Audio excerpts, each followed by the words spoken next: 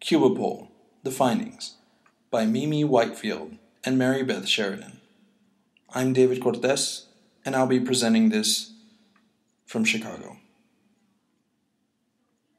In November of 1994, the first independent scientific survey in 30 years was conducted in Cuba by the Miami Herald and Gallup.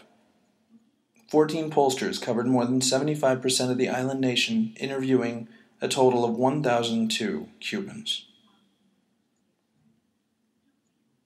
While the results present insightful findings about the Cuban people all around, the most significant finding was that a majority believe the revolution has yielded more achievements than failures, even though most people appear dismayed by the island's economic crisis. This, coupled with the fact that only 3% identified politics as the country's main problem, makes it clear that the revolution in 1994 was still running strong. The equality figure also adds support to the ideals of the revolution, illuminating the effectiveness of the Castro government in proving itself worthwhile. One of the signs of the encroaching future of Cuba is that over 50% of people questioned expressed interest in business ownership, quite possibly a sign of movement towards a more open economic system. As always, in dealing with poll numbers, it is important to consider context. In Cuba, context is quite possibly more important than ever. The first point on this slide is very important. Pollsters were forbidden from asking questions about Castro and all personalities. It is quite likely that if those interviewed were unsatisfied with the political situation in Cuba, they might have kept silent on the issue for fear of retaliation. In this case, it is more important to consider fear a prominent factor in response numbers, but this does not necessarily negate the findings. A most interesting finding within the poll results are numbers according to political affiliation and participation.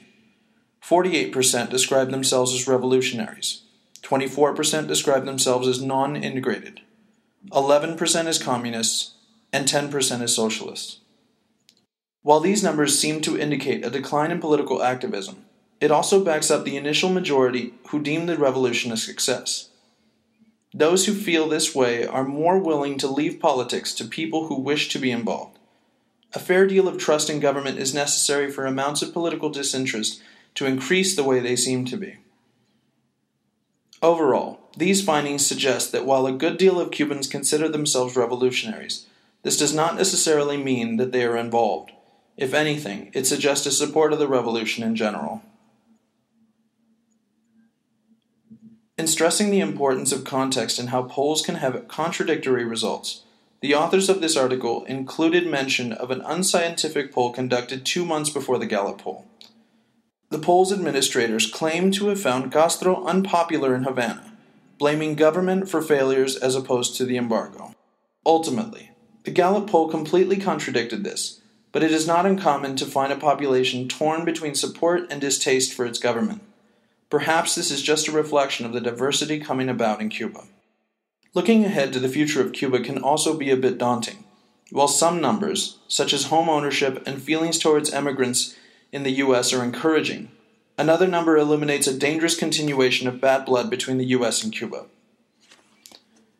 A reported 80% of those interviewed looked down upon President Clinton's decision to crack down on remittances, travel, and his decision to continue the American embargo.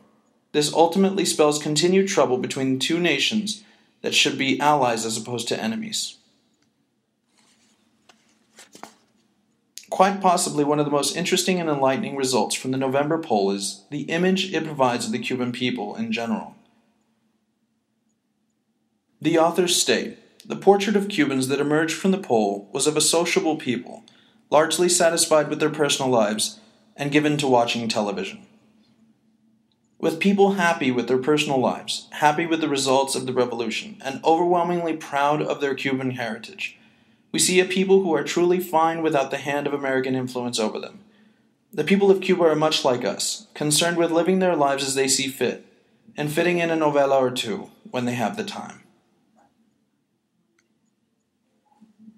I've included 3 questions here for discussion in my absence. Are we so different from our Cuban neighbors?